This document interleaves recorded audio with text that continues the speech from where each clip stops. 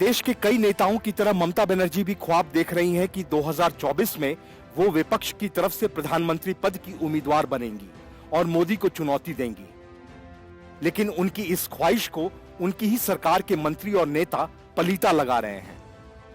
पूर्व मंत्री पार्थ चटर्जी से लेकर अनुव्रत मंडल तक गिरफ्तार हो चुके हैं और कई गिरफ्तार होने वाले हैं। पर ममता की मुश्किलें सिर्फ यही नहीं रुकने वाली। खबर है कि उनके करीब 25 विधायक ईडी और सीबीआई के रडार पर हैं। इनमें से कई तो टीएमसी के बहुत सीनियर लीडर भी शामिल हैं। दरअसल अब पार्टी के लिए चिंता का सबसे बड़ा सबब कोलकाता हाईकोर्ट का नया आदेश बन गया है। साल 2017 में कोलकाता के एक वकील विप्लव राय चौधरी ने जनहित याचिका दायर की थी। इसमें उन्होंने कहा था कि 2011 से 2016 के बीच टीएमसी के 19 विधायकों की प्रॉपर्टी बेहिसाब बढ़ी।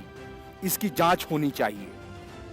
इनमें ममता के सबसे खास कहे जाने वाले और कोलकाता के मेयर फिरहाद हकीम का नाम भी शामिल है।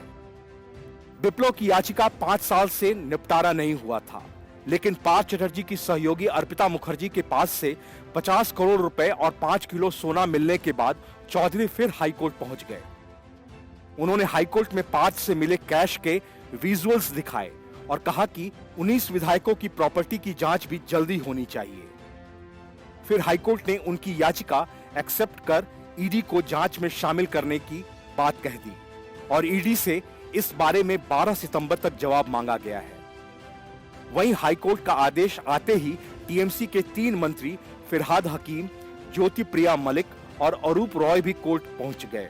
उन्होंने पिटीशन लगाकर कहा कि जांच में ईडी को शामिल नहीं किया जाना चाहिए, क्योंकि गड़बड़ी के कोई सबूत न इलेक्शन कमीशन को मिले और न ही इनकम टैक्स डिपार्टमेंट को। इसके अलावा भी कई सारी दलीलें रखी गईं। कोशिश यह है कि जांच ईडी के हाथ में नहीं दी जानी चाहिए।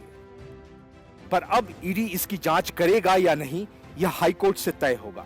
लेकिन जानकारों का कहना है कि इस मामले में ईडी की एंट्री होना तय है। इसलिए ममता बनर्जी सरकार की मुश्किलें बढ़ने वाली हैं। वहीं पश्चिम बंगाल के कई पत्रकारों का भी मानना है कि ईडी के जांच में शामिल होते ही टीएमसी के 19 नेता बड़ी मुश्किल में फंस जाएंगे, क्योंकि उनकी प्रॉपर्टी कई गुना बढ़ी है। ये तो सच है। ये बात इन नेताओं ने खुद ही अपने चुनावी एफिडेविट में बताई है। उसी को पिटिशनर ने आधार बनाया है।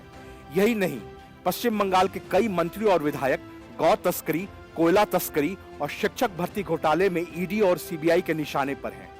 दरअसल ममता बनर्जी सरकार लगातार घोटालों में घिरती जा रही है। मनरेगा घोटाले से लेकर कोविड महामारी का खरीद घोटाला, कोयला और पशु तस्करी घोटाला, कई चिटफंड घोटाले और मुआवजे व राहत सामग्री कोष में घपले सहित ममता सरकार घोटालों का पर्याय बनती जा रही है।